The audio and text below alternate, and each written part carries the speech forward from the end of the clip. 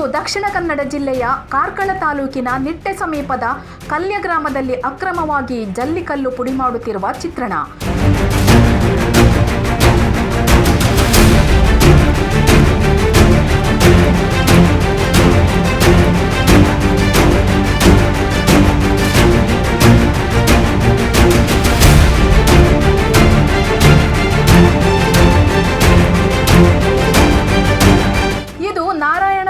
ಒಡೆತನದಲ್ಲಿ ನಡೆಯುತ್ತಿರುವ Agastya crusher.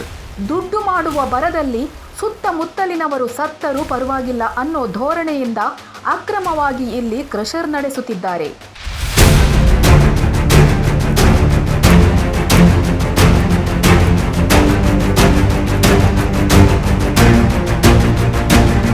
Agastya ಕ್ರಷರ್ಗೆ 2013ರಿಂದ 2018ರವರೆಗಷ್ಟೇ permission ನೀಡಲಾಗಿತ್ತು.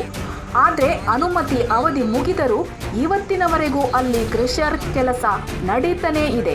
ಇವರ ಅಕ್ರಮಕ್ಕೆ ಸ್ಥಳೀಯರ ಬಳಿ ಎಲ್ಲ ದಾಖಲೆಗಳು ಇವೆ.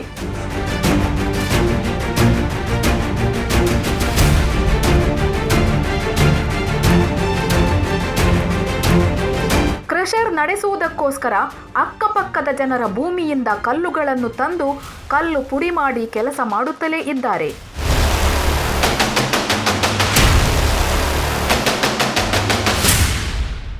ಅನುಭವಿಸಿದರೆ ನಾವು ಬೇಕಿದ್ದರೆ ಹಣ ಖರ್ಚು ಮಾಡಿ ಅನುಭವಿಸಲಿ, ಕೋರ್ಟಿಗೋ ಅಲ್ಲಿಗೋ ಹೋಗಲಿ. ಈ ಎಲ್ಲ ಕಾರಣಗಳಿಂದಾಗಿ ಕೋರ್ಟಿನಲ್ಲಿ ಕಾನೂನು ಇಲಾಖೆಗೆ ತಲೆಗೆ ಕಾರ್ಯವೆಸಗಲಾಗದಷ್ಟು ಕೇಸುಗಳು ಬರ್ತಾ ಉಂಟು. ಯಾಕೆ? ಅಧಿಕಾರಿಗಳು ಸರಿಯಾಗಿ ಕೆಲಸ ಮಾಡ್ತಾಯಿಲ್ಲ, ಜನಪ್ರತಿನಿಧಿಗಳು ಸರಿಯಾಗಿ ಕೆಲಸ ಮಾಡ್ತಾಯಿಲ್ಲ, ನ್ಯಾಯಾಲಯಕ್ಕೆ ಕೆಲಸ ಮಾಡಲಿಕ್ಕೆ ಸಾಧ್ಯ ಇಲ್ಲದಷ್ಟು ಕೇಸುಗಳು ಬರ್ತಾ ಉಂಟು. ಅವರಿಂದ ಅದನ್ನು ಡೀಲ್ ಮಾಡಲಿಕ್ಕೆ ಆಗುವುದಿಲ್ಲ.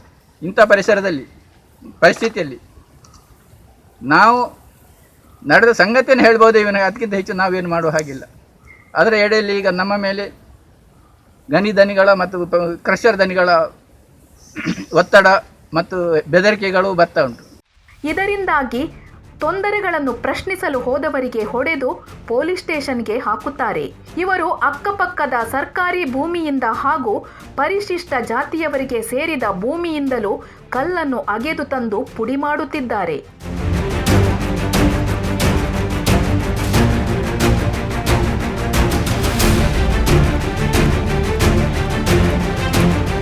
ಇವರು ಕಲ್ಲು ಪುಡಿ ಮಾಡುವ ಭರದಲ್ಲಿ ಸುತ್ತಮುತ್ತಲಿನ ಮನೆಗಳೆಲ್ಲ ಧೂಳುಮಯವಾಗಿ ಅನೇಕ ಕಷ್ಟಗಳಿಗೆ ತುತ್ತಾಗುತ್ತಿದ್ದಾರೆ.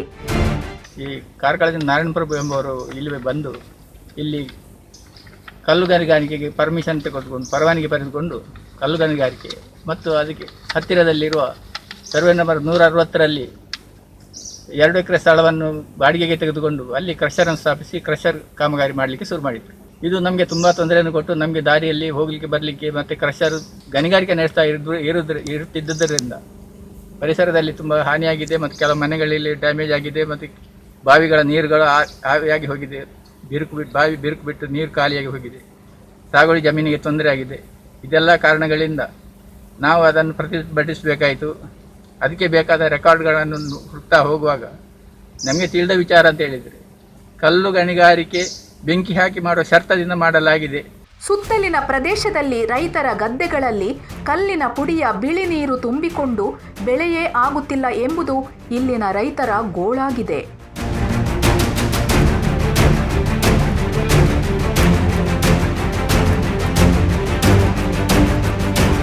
ಇದರ ತೊಂದರೆಗಳನ್ನು ಗಣಿ ಮಾಲೀಕರಲ್ಲಿ ಹೇಳಲು ಹೋದರೆ ಸುಳ್ಳು ಹೇಳಿ ಬೈದು ಬಾಯಿ ಮುಚ್ಚಿಸಿ ಕಳಿಸುತ್ತಾರೆ.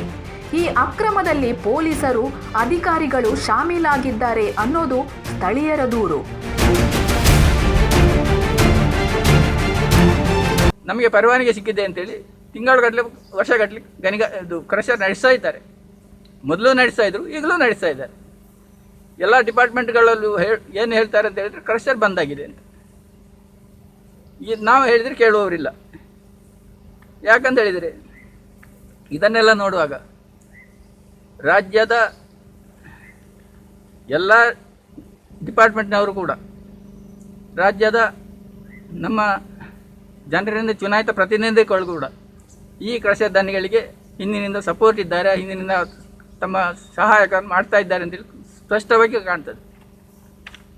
ಇಲ್ಲದಿದ್ದರೆ ಇದು ಹೀಗೆ ಆಗಲಿಕ್ಕೆ ಸಾಧ್ಯ ಇಲ್ಲ.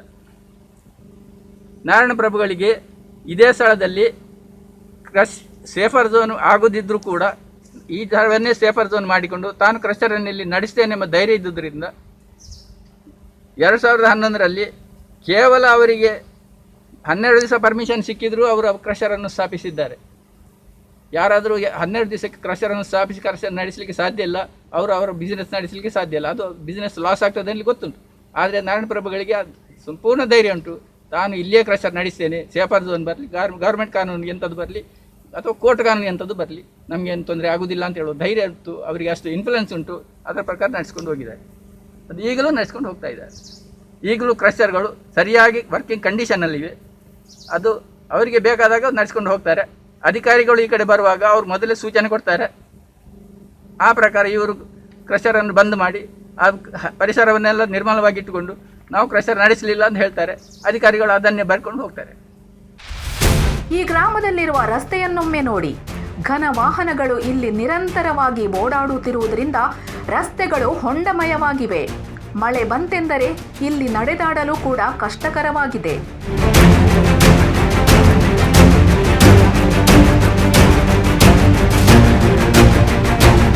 ಗಣಿಗಾರಿಕೆಯಿಂದ ಬೇಸತ್ತ ಜನ ಅನೇಕ ಬಾರಿ ಅಧಿಕಾರಿಗಳಿಗೆ ತಿಳಿಸಿದರೂ ಪ್ರಯೋಜನವಿಲ್ಲ.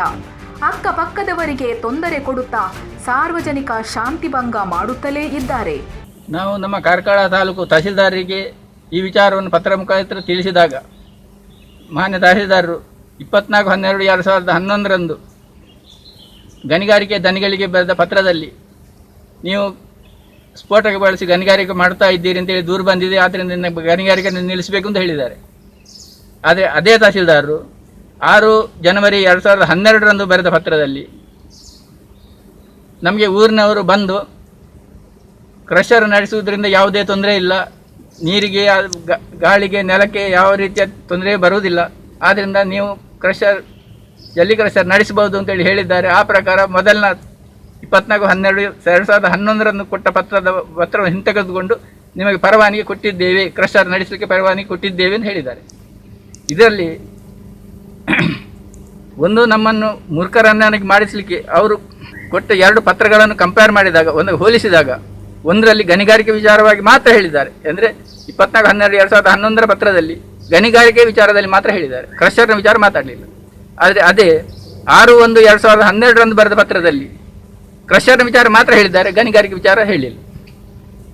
ಇದು ಯಾವುದಕ್ಕೆ ಯಾವುದು ಸರಿ ಯಾವುದು ತಪ್ಪು ಗೊತ್ತಿಲ್ಲ. ಆದರೆ ನಮ್ಮ ಗಣಿಗಾರಿಕೆ ದನಿಗಳಾಗಲಿ ಕ್ರಷರ್ನ ದನಿಗಳಾಗಲಿ ಇದು ಎರಡನ್ನೂ ಒಟ್ಟು ಮಾಡಿ ತಹಸೀಲ್ದಾರ್ ಪರ್ಮಿಷನ್ ನಮಗೆ ಸಿಕ್ಕಿದೆ, ನಾವು ಮಾಡ್ತೇವೆ ಅಂತೇಳಿ ಕ್ರಷರ್ ಮಾಡಿಕೊಂಡು ಹೋಗಿದ್ದಾರೆ, ಗಣಿಗಾರಿಕೆಯನ್ನು ಮಾಡಿಕೊಂಡು ಹೋಗಿದ್ದಾರೆ. ಪೊಲೀಸರು ಅಧಿಕಾರಿಗಳು ಇವರ ಕೈಯೊಳಗಿರುವುದರಿಂದ ಇವರ ವಿರುದ್ಧ ಹೋಗಲು ಆಗದೆ, ಮಾತಾಡಲು ಆಗದೆ ನಿತ್ಯ ನರಕವನ್ನು ಅನುಭವಿಸುತ್ತಾ ಜೀವನ ಮಾಡುವ ಪರಿಸ್ಥಿತಿ ಅಲ್ಲಿನ ಜನರಿಗೆ ಎದುರಾಗಿದೆ.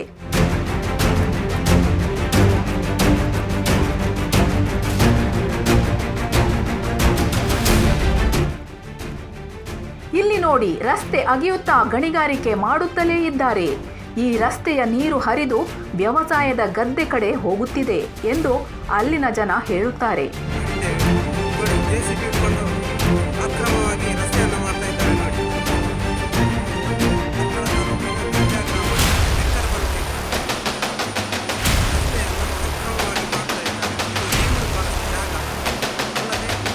ನೀರು ನಿಲ್ಲುವಂತಹ ಸ್ಥಳ, ಗದ್ದೆಗಳಿಗೆ ಹೋಗುವಂತ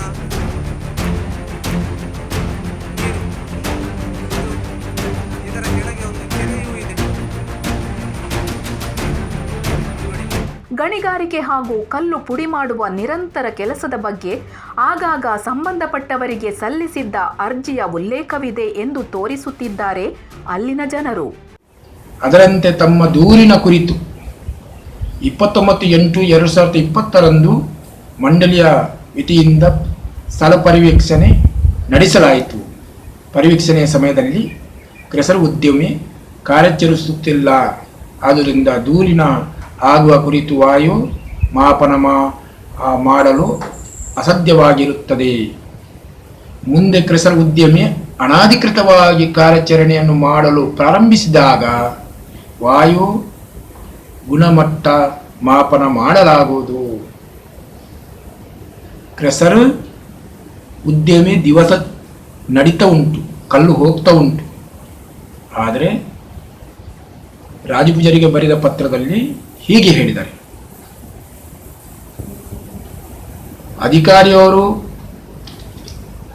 ಅಧಿಕಾರಿಯವರಿಗೆ ಎಲ್ಲರಿಗೆ ಗೊತ್ತುಂಟು ಅಕ್ರಮವಾಗಿ ಕ್ರೆಸರ್ ನಡೀತಾ ಇದೆ. ಎಲ್ಲ ಅಧಿಕಾರಿಗಳಿಗೆ ಇದು ಗೊತ್ತುಂಟು. ಆದರೆ ಸಹ ಇದರಲ್ಲಿ ಏನು ಯಾರ ಬೆನ್ನು ಸಹಾಯ ಇದೆ, ಯಾರು ಇದನ್ನು ಮಾಡಿಸ್ತಾರೆ ಅದು ಗೊತ್ತಿಲ್ಲ. ಆದರೆ ರಾಜಕೀಯ ಇದರಲ್ಲಿ ಉಂಟೇ ಉಂಟು. ರಾಜಕೀಯ ಬೆಂಬಲ ಇರದೆ ಇಷ್ಟೆಲ್ಲ ನಡಲಿಕ್ಕೆ ಸಾಧ್ಯನೇ ಇಲ್ಲ. ಇವರಿಗೆ ನೀಡಿದ ಜಾಗವಲ್ಲದೆ ಅಕ್ರಮದಿಂದ ಬೇರೆ ಜಾಗದಲ್ಲಿ ನಡೆಸುತ್ತಿದ್ದಾರೆ ಇವರ ಗಣಿಗಾರಿಕೆಯ ಕೆಲಸ ಎಂದು ಅಲ್ಲಿನ ಜನರ ದೂರು. ಆಮೇಲೆ ಕರ್ನಾಟಕ ಸರ್ಕಾರದವರು ಮತ್ತೊಂದು ಪರವಾನಗಿ ಕೊಟ್ಟಿದ್ದಾರೆ 5/3/2010. ಅದು ಎಲ್ಲಿವರೆಗೆ ಅಂತ ಹೇಳಿದರೆ 7/4/2010 ಕ್ರಷರ್ ಸ್ಥಾಪಿಸಲಿಕ್ಕೆ ಪರ್ಮಿಷನ್ ಕೊಟ್ಟಿದ್ದಾರೆ. ಆಮೇಲೆ ಕರ್ನಾಟಕ ರಾಜ್ಯ ಮಾಲಿನ್ಯ ನಿಯಂತ್ರಣ ಮಂಡಳಿ ಉಡುಪಿಯವರು 29 ಜೂನ್ನಲ್ಲಿ 2011 ಪರವಾನಗಿ ಕೊಟ್ಟಿದ್ದಾರೆ. ಎಲ್ಲಿವರೆಗೆ ಅಂತ ಹೇಳಿದರೆ 10/9/2011 ಇಷ್ಟೇ ಪರ್ಮಿಷನ್ ಕೊಟ್ಟಿದ್ದರೂ ಕೂಡ ಕ್ರಷರ್ ದನಿಯವರು ನಮಗೆ ಪರವಾನಗಿ ಸಿಕ್ಕಿದೆ ಅಂತೇಳಿ ತಿಂಗಳುಗಟ್ಟಲೆ ವರ್ಷಗಟ್ಟಲೆ ಕ್ರಷರ್ ನಡೆಸ್ತಾ ಇದ್ದಾರೆ. ಅಕ್ರಮ ಗಣಿಗಾರಿಕೆ ಎಂಬುದನ್ನು ಸಾಕ್ಷಿ ಸಮೇತ ತೋರಿಸುತ್ತಿದ್ದಾರೆ ಈ ಪರಿಸರದ ಗಣ್ಯ ವ್ಯಕ್ತಿಗಳು. 7/2/2020 ಕ್ರೆಸರ್ ಘಟಕಕ್ಕೆ ಭೇಟಿ ನೀಡಿ ಸ್ಥಳ ಪರಿವೀಕ್ಷಣೆ ನಡೆಸಲಾಯಿತು. ಪರಿವೀಕ್ಷಣೆಯ ಸಮಯದಲ್ಲಿ ಕ್ರೆಸರ್ ಘಟಕವು ಚಲನೆಯಲ್ಲಿರುವುದು ಕಂಡುಬರುವುದಿಲ್ಲ. ಕ್ರೆಸರ್ ಮಾಲೀಕರು ಸ್ಥಳದಲ್ಲಿ 600 KVA ಜನರೇಟರ್ ಅನ್ನು ಹೊಂದಿರುವುದು ಕಂಡುಬರುತ್ತಿದೆ. ಆದರೆ ಪರಿವೀಕ್ಷಣೆಯ ಸಮಯದಲ್ಲಿ ಜನರೇಟರ್ ಚಲನೆಯಲ್ಲಿ ಇರುವುದಿಲ್ಲ. ಕಲ್ಲುಪುಡಿ ರಾಶಿಯೂ ಕಂಡುಬರುವುದಿಲ್ಲ. ಆದಾಗೂ ಕ್ರೆಸರ್ ಅನ್ನು ಆಗಾಗ್ಗೆ ಚಲನೆ ಮಾಡಿರಬಹುದಾದ ಕುರುಹುಗಳು, ಅಂದರೆ ವಾಹನ ಓಡಾಡಿದ ಗುರುತು ಇತ್ಯಾದಿ ಕಂಡುಬಂದಿರುತ್ತದೆ. ನೋಡಿದಿರಲ್ಲ, ಅಕ್ರಮ ಗಣಿಗಾರಿಕೆ ಹಾಗೂ ಕಲ್ಲು ಪುಡಿ ಮಾಡುವ ಕೆಲಸದಿಂದ ಕಾರ್ಕಳದ ಕಲ್ಯಾ ಗ್ರಾಮದ ಜನರ ಸಮಸ್ಯೆಗಳನ್ನು. ಆದ್ದರಿಂದ ಆದಷ್ಟು ಬೇಗ ಸಂಬಂಧಿಸಿದ ಅಧಿಕಾರಿಗಳು ಸಾರ್ವಜನಿಕ ಕಷ್ಟಗಳನ್ನು ಮನಗಂಡು ಜನರಿಗಾಗುವ ತೊಂದರೆಗಳನ್ನು ನಿವಾರಣೆ ಮಾಡಿ ಜನರಿಗೆ ನೆಮ್ಮದಿಯನ್ನು ನೀಡಬೇಕೆಂಬುದೇ ವಿಜಯ ಟೈಮ್ಸ್ನ ಆಶಯವಾಗಿದೆ. Citizen journalist Brahmashri Umamaheshwara Swamiji, Karkala.